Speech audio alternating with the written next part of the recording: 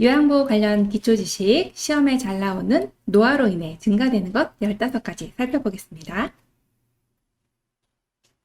노화에 따른 변화는 대부분 어떨까요? 저하되거나 약화됩니다. 그런데 노화로 인해 증가 또는 상승되는 것이 있어요. 그래서 15가지 정리해 봐드렸으니까요. 지금부터 살펴보겠습니다. 첫 번째, 약물에 대한 민감성입니다. 어떨까요? 증가됩니다. 자, 우리 신장이 보이실 텐데요. 양쪽에 주먹 크기 정도의 신장이 있고요. 그리고 여기에서의 기능은요, 우리 몸에 노폐물을 걸러주는 역할을 하는 필터와 같은 장치가 바로 신장이라고 보시면 되겠어요. 자, 그런데 이 신장이 연세가 드시면서 어떻게 변화가 될까요? 다양한 약물 복용으로 신장의 소변 농축 능력과 배설 능력이 저하됩니다. 약물이 우리 몸에서 오래 남아 있게 되므로 또 중독 상태에 빠질 수 있게 된다라고 하는 내용입니다. 그래서 약물에 대한 민감성은 증가된다 이렇게 보시면 됩니다. 자, 두 번째요. 쓴맛 느끼는 미각은 어떨까요? 증가됩니다. 쓴맛 느끼는 미각이 점차 증가된다는 것이죠. 단맛과 짠맛을 느끼는 감각은 감소되는 반면 쓴맛을 느끼는 감각은 증가가 돼요. 그래서 연세 드시면 입맛이 없어지는 경향이 증가한다는 것입니다. 자, 우리 세 번째 볼게요. 기관지 내 분비물은 어떨까요? 증가됩니다. 우리 기관지의 모습을 한번 보겠습니다. 기관지는 외부로부터 들어오는 미생물, 세균 등을 걸러내주고 소통하는 이렇게 통과되는 부분입니다. 그런데 이 부분에서 기관지 내에 이 분비물들을 밖으로 밀어내주는 그러한 장치가 있어요. 어떤 걸까요? 섬모라고 하는 옆에 오른쪽에 그림을 한번 봐주시면 섬모 작용을 하게 되죠. 밀어 나가세요 나가세요 이렇게 예, 연동운동처럼 운동을 해줍니다. 그러면 외부로 물질들이 나가게 될 텐데 그러한 역할을 해주는 선모작용이 감소가 된다는 것이에요. 그래서 기관지 내 분비물은 점차적으로 쌓이게 되는 것이죠. 결국에는 분비물이 증가되는 경향을 보인다라고 보시면 됩니다. 자, 네 번째 볼게요. 심장 근육량은요, 증가됩니다. 또 혈압은요, 상승되겠죠.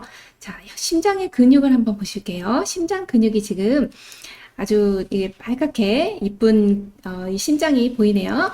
여기에 근육이 나이가 들면 점차 증가된다는 것입니다. 근육이 증가되면 좋은 내용 아닌가요? 라고 생각할 수 있어요. 그렇지만 우리가 옷을 두껍게 입으면 어떨까요? 네, 둔해지죠. 그것처럼 심장의 운동도 둔해진다. 그래서 결코 좋은 내용은 아니죠. 자, 심장의 근육량은 증가된다. 이렇게 보시면 됩니다. 골반 크기는 어떨까요? 네, 역시 증가된다라고 보시면 됩니다. 요거와 비슷한 내용으로요. 엉덩이와 허리의 티하 지방은 어떨까요? 네, 역시 증가된다라고 보시면 되겠습니다. 자, 7번째요. 전립선 크기는요. 네, 역시 증가가 됩니다.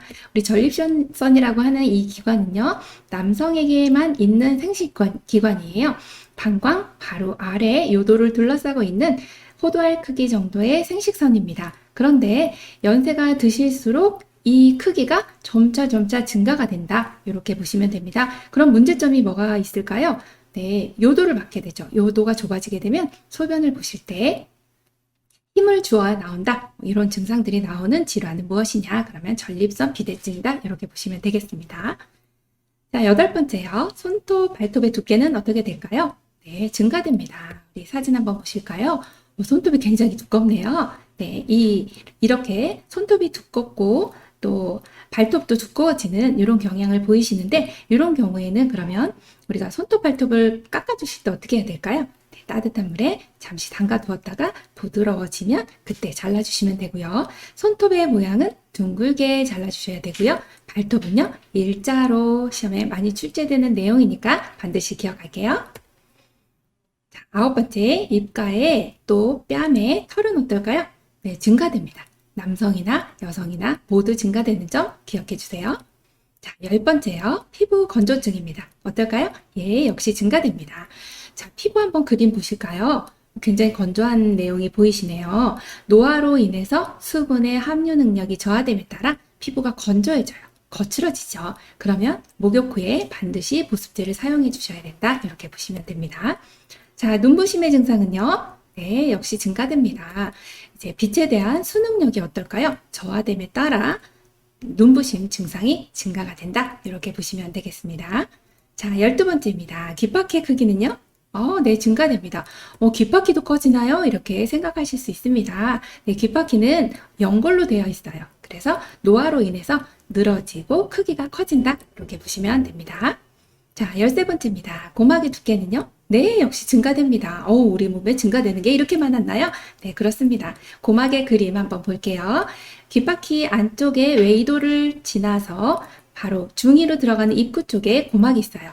이 고막은 소리를 전달해주는 그러한 역할을 하는 기관입니다. 그런데 고막이 두꺼워짐에 따라 전달력이 떨어집니다. 그럼 어떻게 될까요? 난청이 발생을 하게 되는 거죠. 특히나 고음에서의 난청 기억할게요. 또 남성이 여성보다는 더 많이 발생한다. 이렇게 보시면 되겠습니다. 자, 14번째입니다. 공복 시 혈당은 어떨까요? 네, 상승됩니다. 이 내용은 내분비계통에서 일어나는 일인데요. 우리가 음식을 섭취하면 30분에서 1시간 정도 지나면 혈당이 상승하기 시작합니다. 그러면 포도당이 증가하겠죠. 그럼 우리 몸에 인슐린이라고 하는 이러한 성분이 나와서요. 당을 떨어뜨려 줍니다. 그럼으로써 우리가 정상적인 혈당을 유지하게 됩니다. 그런데 공복 시에 혈당 상승이라고 하는 이 내용은요, 내분비계에서 췌장의 기능이 연쇄되면서 떨어지죠. 그러면 인슐린 분비가 어떨까요? 저하됩니다. 그렇게 됨으로써 나타나는 질병이 바로 당뇨병이에요. 당뇨병은 공복 시에 혈당 상승이라는 증상이 나타난다. 이렇게 보시면 되겠습니다. 자, 마지막 15번째네요. 당뇨질환이 있는 여성입니다. 자, 이 여성분에게 질 분비물이나 질 감염은 어떨까요? 네, 역시 증가됩니다.